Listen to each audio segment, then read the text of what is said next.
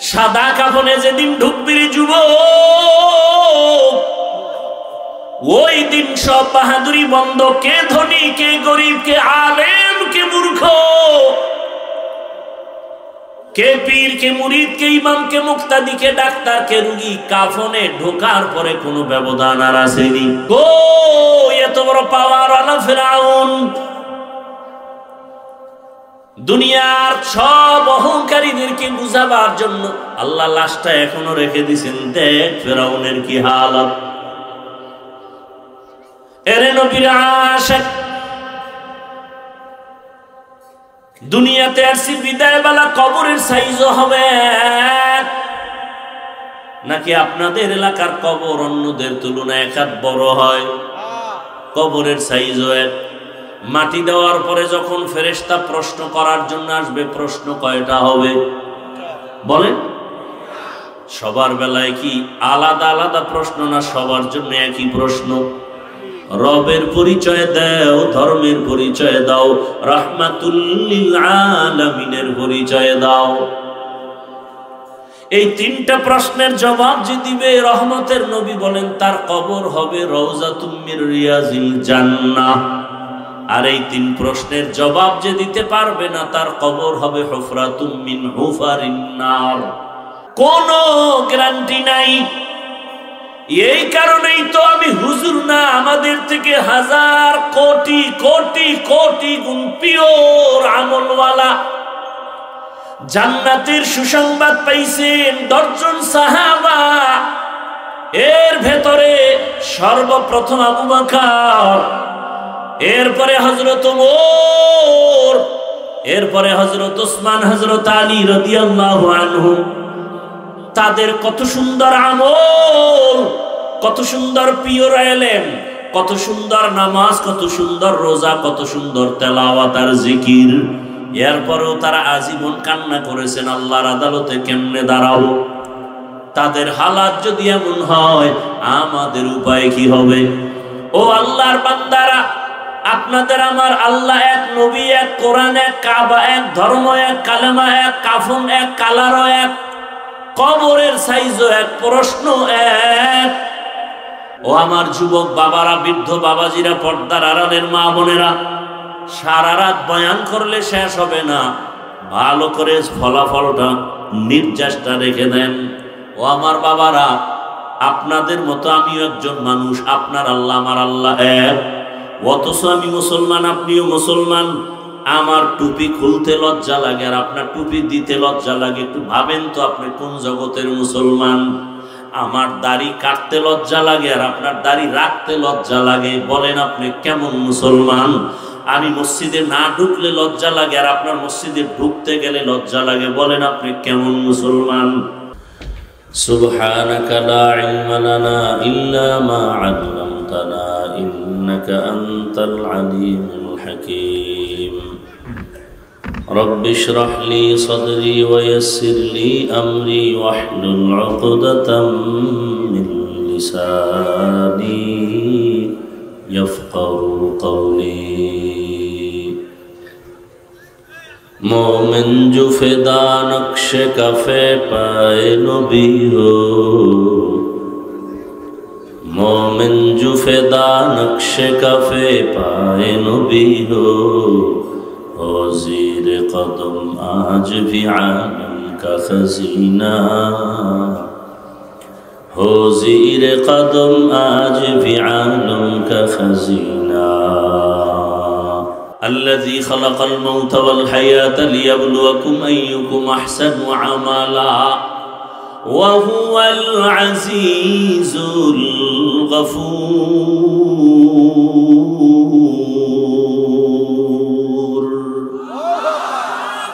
আল্লাহ আমলের পরীক্ষা দেওয়ার জন্য দুনিয়ায় পাঠাইছেন।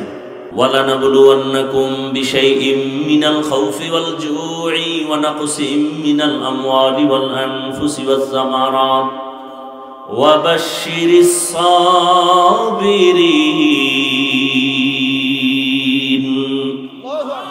আল্লাহ মুমিনকে 5টা জিনিসের দ্বারা পরীক্ষা করবেনই করবেন। কয় জিনিস?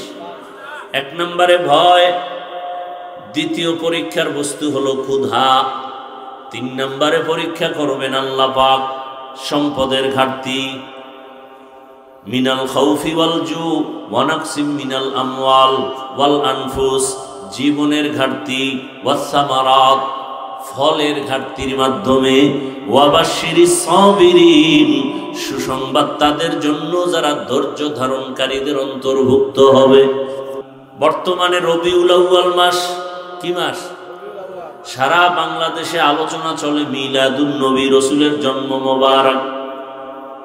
রবিউল আউয়াল রসুলের আগমনের মাস।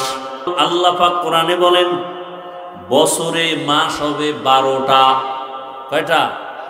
সূরা তাওবার ভেতর আল্লাহ বলেন ইন্না ইদ্দাতাশ শুহুরি ইনদাল্লাহি 12 শাহরান ফি কিতাবিল্লাহ ইয়াওমা খালাকাস সামাওয়াতি ওয়াল আরদ মিনহা আরবাআতুন হুরুম যালিকাদ দীনুল কাইয়্যিম। বছরে মাস হবে 12টা। সিদ্ধান্ত কার? কথা বলেন আল্লাহর। কোন বছর কিয়ামত পর্যন্ত 11 মাসেও হবে না, 13 মাসেও হবে না। মাসের নামও রেখেছেন আল্লাহ। প্রথম আরবি মাসের নাম হলো মুহররম, সফর, রবিউল আউয়াল, রবিউল আখির, জুমাদাল উলা, জুমাদাল উখরা, এরপরে কি? রজব, শাবান, রমাজান, শাওয়াল, জিকাদা, যুলহিজ্জা। আল্লাহ বলেন এই 12 মাসের মধ্যে 4 মাস আবার একটু দামি। দামি মানি ওই সময় কাফের বেঈমানেরা মনে চাইলে ঝগড়া, মনে চাইলে রক্তপাত। আল্লাহ এই 4 মাসকে বললেন হজের পরের মাস, হজের আগের মাস। রজব সহ কোনো যুদ্ধ করা যাবে না, বিগ্রহ করা যাবে না, রক্তপাত ঘটানো যাবে না। আল্লাহ বলেন এই সিদ্ধান্ত আমি করেছি, করার পরে লৌহে মাহফুজে লিখে ফেলেছি। কোন দিন? আসমান জমিন সৃষ্টি যেদিন করেছি সেদিন। রজব, জিকাদা, যুলহিজ্জা, মুহররম, এই 4 মাসের মধ্যে রবিউল আউয়ালের নাম নাই। এই 4 মাসের মধ্যে রমাজানেরও নাম নাই। অথচ রমাজান হলো সাইয়্যিদুশ শুহুর, সব মাসের সরদার। আল্লাহ বলেন শাহরু রমাদানাল্লাযী উনজিলা ফীহিল কুরআন হুদাল লিন্নাস ওয়া বায়্যিনাতিম মিনাল হুদা ওয়াল ফুরকান। রমাজানের নাম নাই কেন? রবিউল আউয়ালের নাম নাই। তার মানে মাসের কোনো মূল্য নাই? কয় না না, ঘটনা বলি 1 মিনিটে। রবিউল আউয়াল মাসের বরকত আমরা হাদিয়া পেয়েছি 4টা। বলেন কয়টা? 1 নাম্বার হাদিয়া পেয়েছি বেলাদাত, রসুলের জন্ম মোবারক। দ্বিতীয় পেয়েছি রবিউল আউয়ালের রিসালাত, রসুলের কিতাব। 3 নাম্বার রবিউল আউয়ালে পেয়েছি হিজরত। 4 নাম্বারে পেয়েছি রবিউল আউয়ালে ওয়াফাত, রসুলের জন্ম মোবারক রবিউল আউয়াল। রসুল কিতাব পেয়েছেন রবিউল আউয়াল, রসুল হিজরত করেছেন রবিউল আউয়াল, রসুলের ইন্তেকাল রবিউল আউয়াল। কয়টা পাইলাম? 4টা জিনিস। এবার আসেন এক একটার ফায়দা কি। ভেলাদাতের দ্বারা, জন্মের দ্বারা পেয়েছি আজাদিয়ত, মুক্ত স্বাধীনতা। রসুল আসছেন, আবুল আহাবের দাসী স্বাধীন হয়ে গেল, এখন আর গোলামির মধ্যে নাই, শিকল ছাড়া স্বাধীন। পারস্যের মধ্যে জুলুম চলে, বন্ধ হয়ে গেল।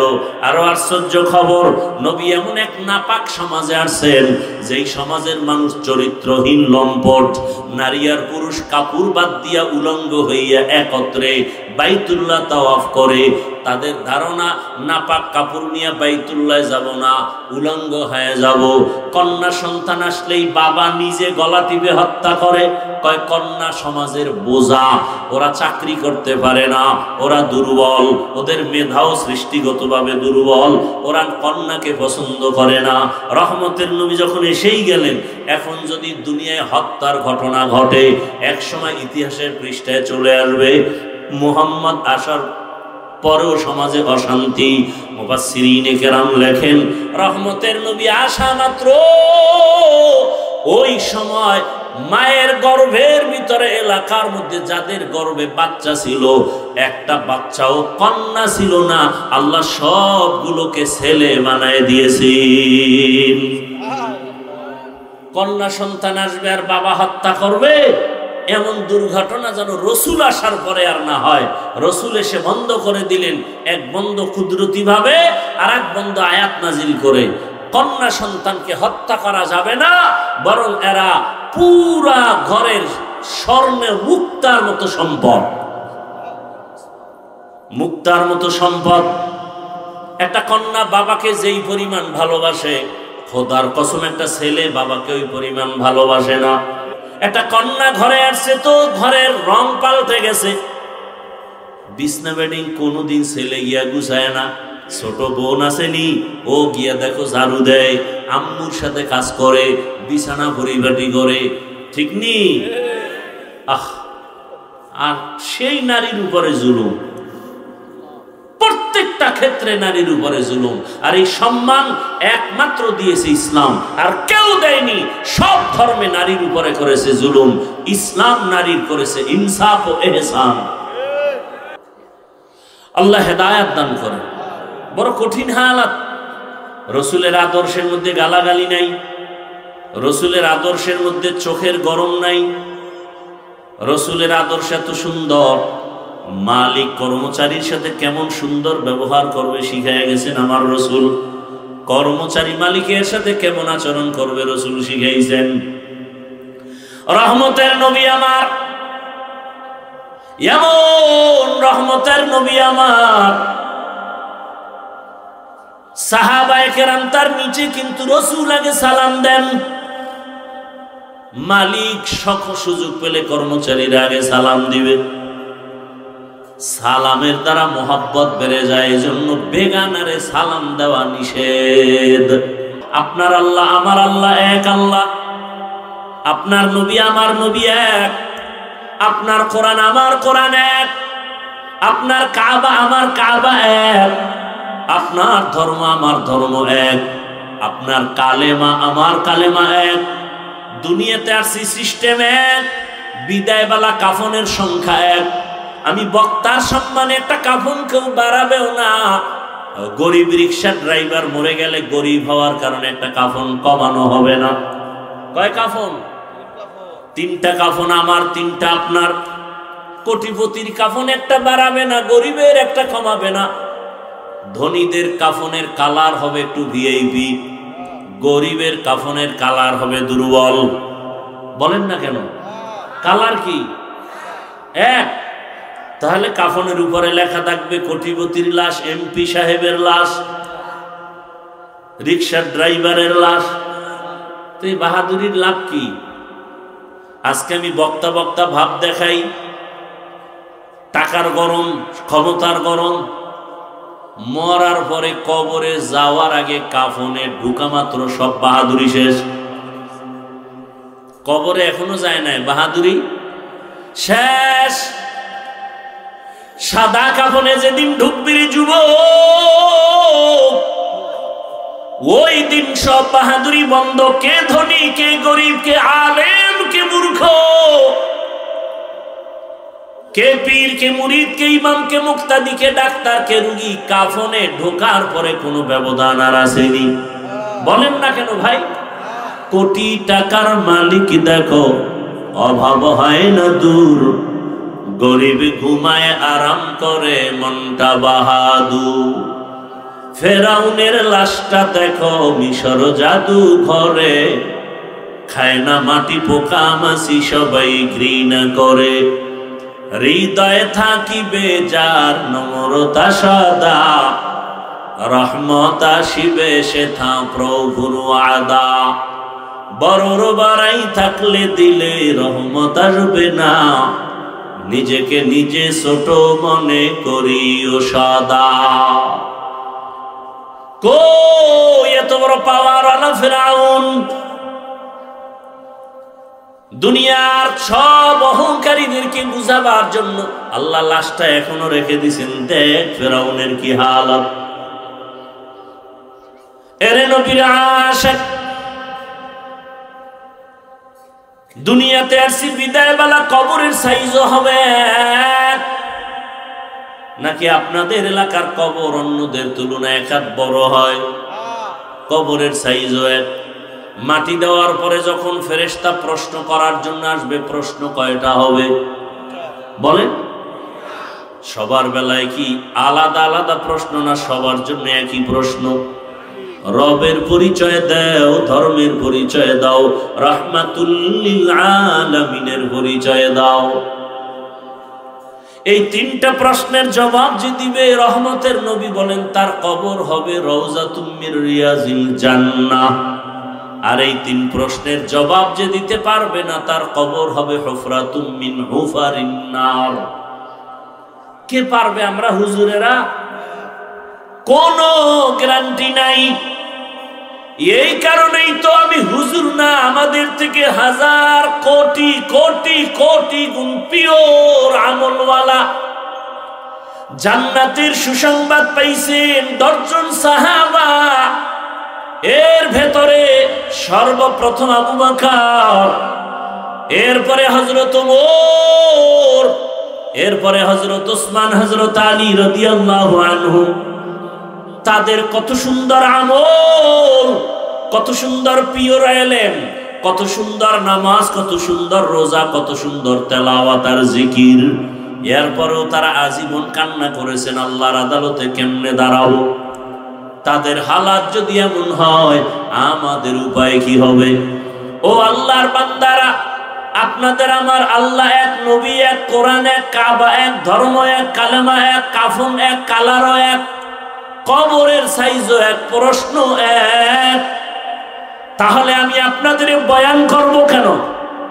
নামাজের বয়ান কেন করব? রোজার বয়ান কেন করব? পর্দার বয়ান কেন করব? বয়ান তো ইহুদিকে করব, খ্রিস্টানকে করব, যারা আল্লাহ চিনে না, নবী চিনে না, কোরআন বুঝে না, তাদের বয়ান করব। অথচ আপনাকে বয়ান করতে করতে করতে করতে ঘুম নাই, খানা নাই, শুধু আমি একা, হাজারো লাখো আলেম আপনার পেছনে খাটতেছে, বুঝাবার সময় নাই। আল্লাহর কসম করি এই জন্য যে কথার মধ্যে সন্দেহ করার কোনো ছিদ্র নাই।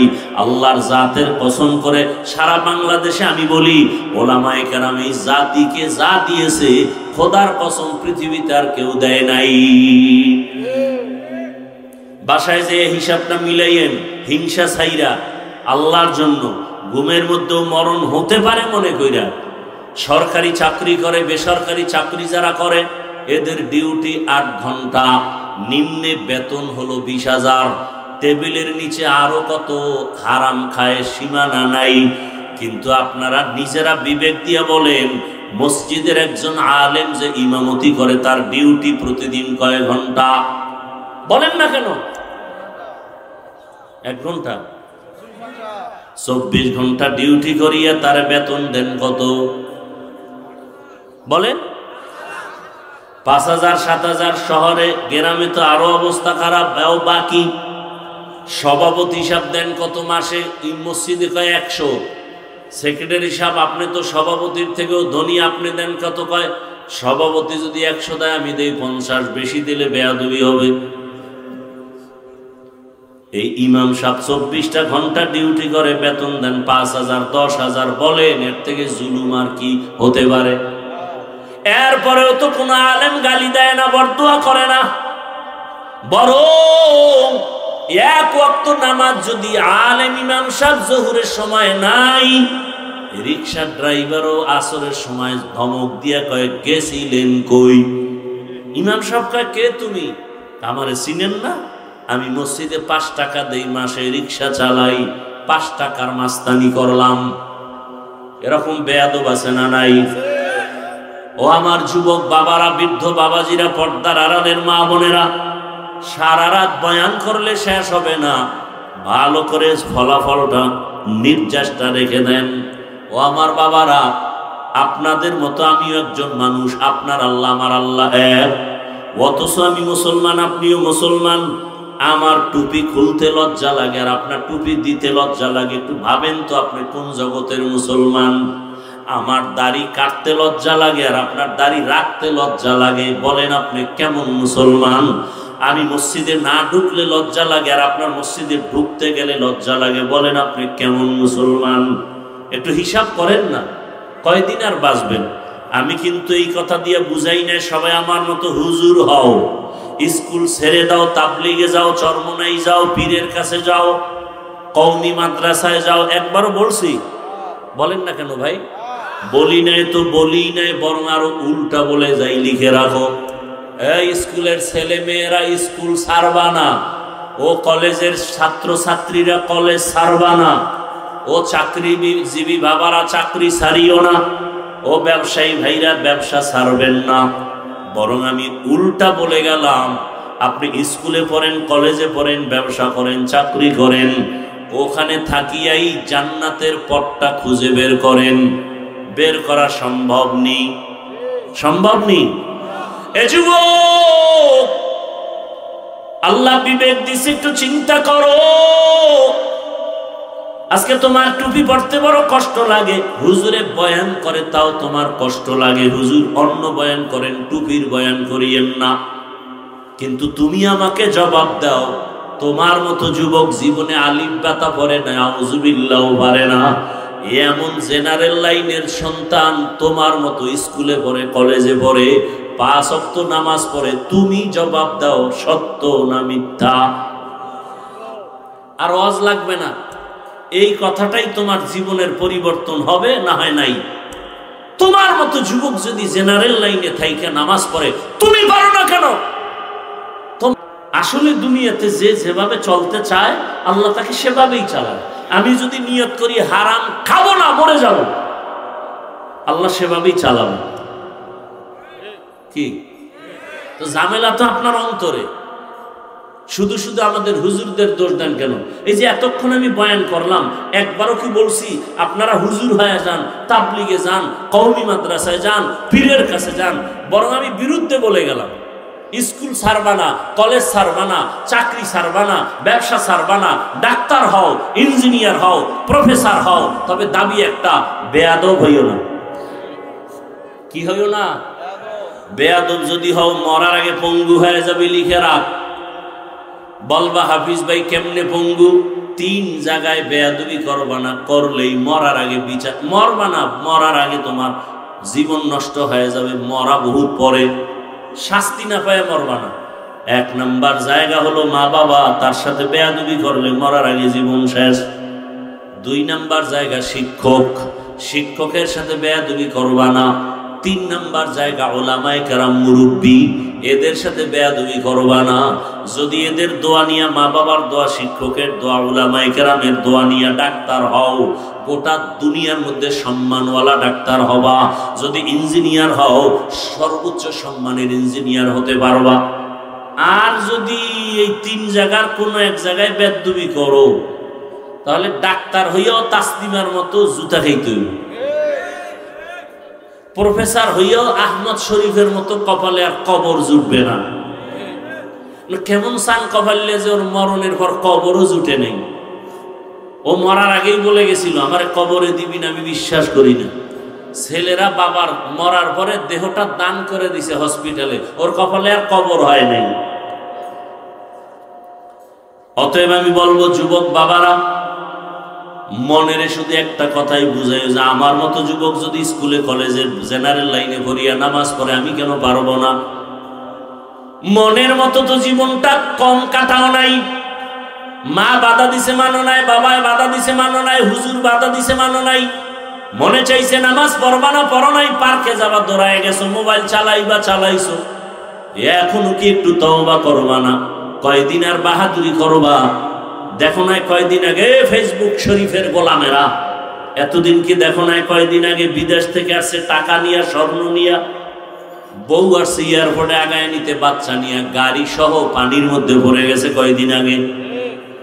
বেচারা বেঁচে আছে স্বামী, কিন্তু স্ত্রী নেই, বাচ্চাও মরে গেছে। আল্লাহ আর কি দেখাইবে তোমাকে? পায়ে হাত রেখে অনুরোধ করে বলি, বাবা তুমি যেই লাইনে থাকো আমার জানার দরকার নাই। রসুলের আদর্শের মালা গলায় লাগাইয়া মা বাবার দোয়া নাও, শিক্ষকের দোয়া নাও, উলামায়ে কেরামের পরামর্শ নিয়ে আমার মালিকের কাছে মনে মনে তওবা করো, আর নামাজ ছাড়বা না, দাড়ি কাটবা না, বেপরদায় চলবা না। মা বাবার দোয়া, শিক্ষকের দোয়া, উলামায়ে কেরামের দোয়া পরামর্শ নিয়া নবীজির আদর্শ মতো চলবা। যদি খাঁটি অন্তরে নিয়ত করতে পারো তওবার জন্য, আল্লাহ তোমার জীবনের গুনাহ মাফ করে দিবেন। আল্লাহ আমাদের সবাইকে তওবাওয়ালা জিন্দেগি দান করেন, আমিন। আলহামদুলিল্লাহি রাব্বিল আলামিন, ওয়াসসালাতু ওয়াসসালামু আলা সাইয়্যিদিল আমবিয়াই ওয়াল মুরসালিন ওয়া আলা আলিহি ওয়া আসহাবিহি আজমাইন। ইয়া আরহামার রাহিমিন, ইয়া আরহামার রাহিমিন, ইয়া আরহামার রাহিমিন। রব্বিরহামহুমা কামা রব্বায়ানি সগীরা। اللهم إنك عفو كريم تحب العفو فاعف عنا. اللهم إنا نسألك رضاك والجنة ونعوذ بك من سخطك والنار. اللهم ارحمني بترك المعاصي، اللهم ارحمني بترك المعاصي، اللهم ارحمني بترك المعاصي. يا الله المستعان. اللهم إنا نسألك علما نافعا ورزقا واسعا وشفاء من كل داء. اللهم إنا نعوذ بك من البرص والجنون والجذام وسيء الأسقام. يا الله আপনি আমাদের মাফ করে দেন, মাহফিল কবুল করে নেন। আমার উলামায়ে কেরাম, মুরব্বী, হাজী সাহেব, ব্যবসায়ী, চাকরিজীবীদের কবুল করে নেন। আমার কলিজার যুবক ছাত্র, পর্দার আড়ালের মা বোনদের কবুল করে নেন। মাদ্রাসা মসজিদ কবুল করে নেন।